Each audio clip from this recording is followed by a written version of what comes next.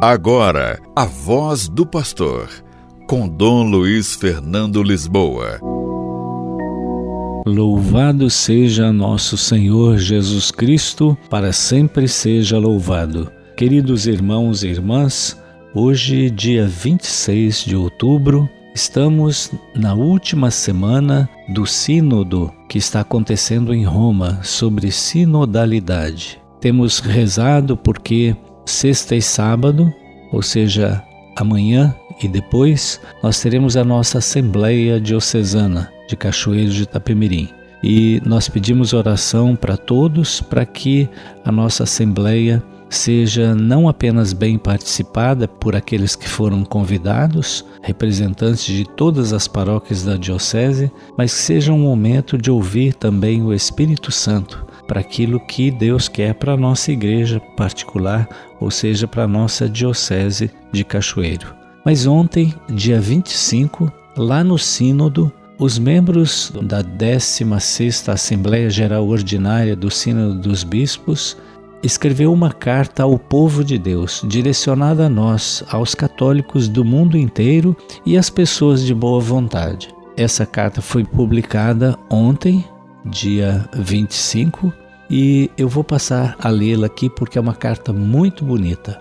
Queridas irmãs e irmãos, ao chegar ao fim dos trabalhos da primeira sessão da 16ª Assembleia Geral Ordinária do Sínodo dos Bispos, queremos com todos vós dar graças a Deus pela bela e rica experiência que tivemos. Vivemos este tempo abençoado em profunda comunhão com todos vós. Fomos sustentados pelas vossas orações, trazendo conosco as vossas expectativas, os vossos questionamentos e também os vossos receios. Já passaram 2 anos desde que, a pedido do Papa Francisco, iniciamos um longo processo de escuta e discernimento, aberto a todo o povo de Deus, sem excluir ninguém, para caminhar juntos, sob a guia do Espírito Santo, discípulos missionários no seguimento de Jesus Cristo. A sessão que nos reuniu em Roma desde 30 de setembro foi um passo importante neste processo. Em muitos aspectos, foi uma experiência sem precedentes. Pela primeira vez, a convite do Papa Francisco,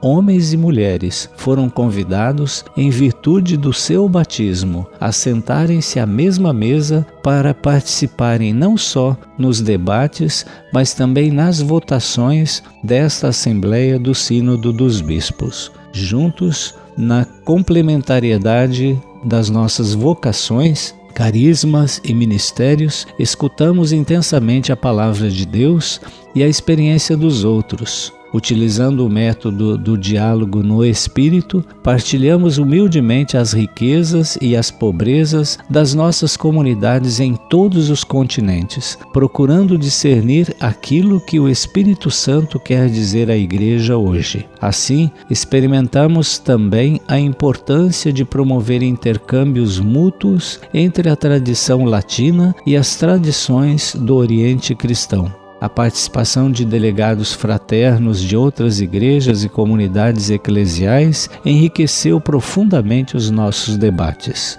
A nossa Assembleia decorreu no contexto de um mundo em crise, cujas feridas e escandalosas desigualdades ressoaram dolorosamente nos nossos corações e conferiram aos nossos trabalhos uma gravidade peculiar, tanto mais que alguns de nós provinham de países onde a guerra deflagra. Rezamos pelas vítimas da violência assassina, sem esquecer todos aqueles que a miséria e a corrupção atiraram para os perigosos caminhos da migração. Comprometemo-nos a ser solidários e empenhados ao lado das mulheres e dos homens, que operam em todo lugar do mundo como artesãos da justiça e da paz. A convite do Santo Padre, demos um importante espaço ao silêncio para favorecer entre nós a escuta respeitosa e o desejo de comunhão no Espírito. Durante a vigília ecumênica de abertura, experimentamos o quanto a sede de unidade cresce na contemplação silenciosa de Cristo crucificado.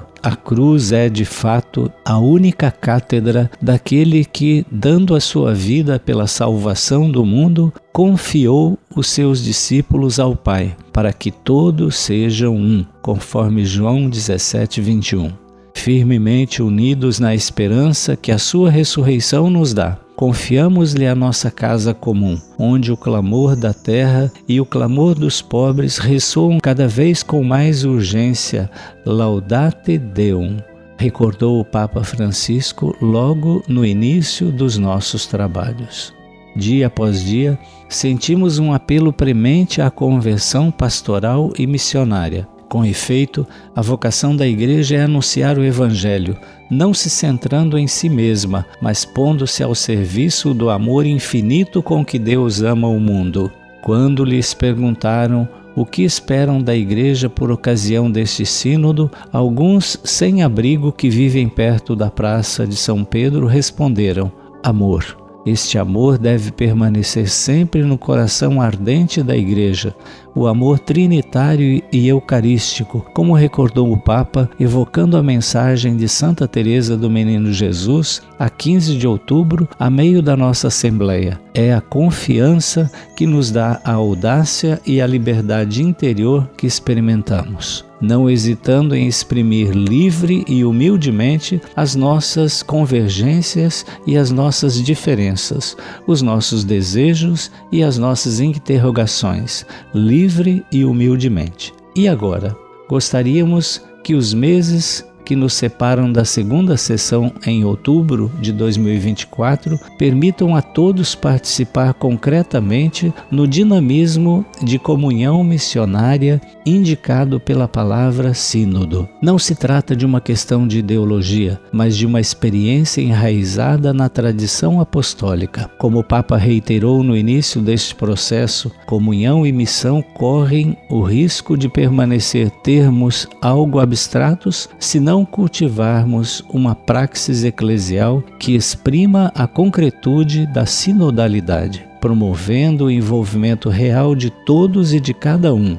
Os desafios são muitos, as questões numerosas. O relatório de síntese da primeira sessão esclarecerá os pontos de acordo alcançados, destacará as questões em aberto e indicará a forma de prosseguir os trabalhos. Para progredir no seu discernimento, a Igreja precisa absolutamente de escutar todos, a começar pelos mais pobres. Isto exige de sua parte um caminho de conversão, que é também um caminho de louvor. Eu te louvo, Pai, Senhor do céu e da terra, porque escondestes essas coisas aos sábios e entendidos e as revelaste aos pequeninos, conforme Lucas 10:21. Trata-se de escutar aqueles que não têm direito à palavra na sociedade, ou que se sentem excluídos, mesmo da Igreja. Escutar as pessoas que são vítimas do racismo em todas as suas formas, especialmente em algumas regiões, os povos indígenas cujas culturas foram desprezadas. Acima de tudo, a Igreja do nosso tempo tem o dever de escutar em espírito de conversão aqueles que foram vítimas de abusos cometidos por membros do corpo eclesial, e de se empenhar concreta e estruturalmente para que isso não volte a acontecer. A Igreja precisa de escutar os leigos, mulheres e homens, todos chamados à santidade em virtude da sua vocação batismal. O testemunho dos catequistas, que em muitas situações são os primeiros anunciadores do Evangelho, a simplicidade e a vivacidade das crianças, o entusiasmo dos jovens, as suas interrogações e as suas chamadas, os sonhos dos idosos,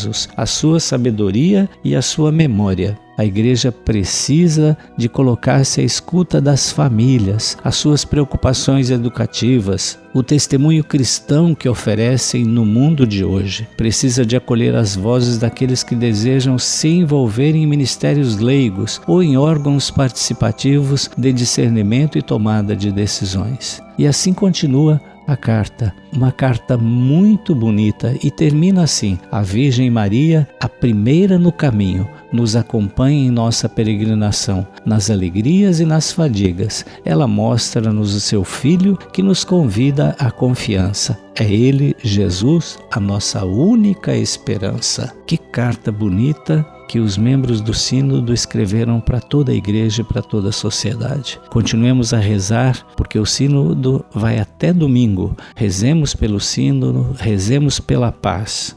O Senhor esteja convosco, Ele está no meio de nós. Abençoe-vos o Deus Todo-Poderoso, o Pai e o Filho e o Espírito Santo. Amém.